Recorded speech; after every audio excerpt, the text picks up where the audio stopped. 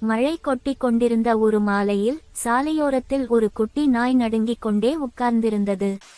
யாரும் அதை கவனிக்காத அந்த நேரத்தில் பள்ளியில் இருந்து வீடு திரும்பிக் கொண்டிருந்த ஒரு சிறிய பையன் அந்த நாயை கண்டான். பசியிலும் குளிரிலும் துடித்துக் கொண்டிருந்த அந்த நாயை பார்த்தவுடனே பையன் எந்த தயக்கமும் இல்லாமல் அதை தனது கரங்களில் தூக்கிக் கொண்டான். மழைத்துளிகள் தொடர்ந்து விழுந்தாலும் அவன் நேராக வீட்டுக்குள் ஓடி வந்தான். வீட்டுக்குள் வந்ததும் பையன் உடனே ஒரு துணியை எடுத்து நாயின் உடலை மெதுவாக துடைத்தான். அதைக் கண்ட அவனது அம்மா சிரித்தபடி பாவம் என்று சொல்லி கொஞ்சம் சூடான பாலை எடுத்து வந்து அந்த நாய்க்கு கொடுத்தாள்.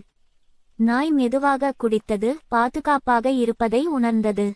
அடுத்த நாள் காலையில் குட்டி நாய் வெளியே வந்து வீட்டின் முன்பாக துள்ளி குதித்து விளையாடத் தொடங்கியது. பட்டாம்பூச்சிகளை துரத்தும் அந்த காட்சியை பார்த்த குழந்தைகள் சிரித்தார்கள். அங்கிருந்த ஒரு வயதான தாத்தாவும் நாயின் அட்டகாசங்களை பார்த்து புன்னகைத்தார். சில நாட்களிலேயே அந்த சிறிய குட்டி நாய் கிராமத்தின் அனைவருக்கும் மகிழ்ச்சியின் காரணமாக மாறியது. அதன் துள்ளலும் அதன் அன்பும் அதன் சின்ன நகைச்சுவையும் அனைவரின் முகத்திலும் ஒரு சிரிப்பை வரவழைத்தது. மழையில் தனியாக இருந்த ஒரு குட்டி உயிரை காப்பாற்றிய அந்த பையன் செய்த நல்ல செயலால் முழு கிராமத்தே ஒரு புதிய மகிழ்ச்சியை உணரத் தொடங்கியது.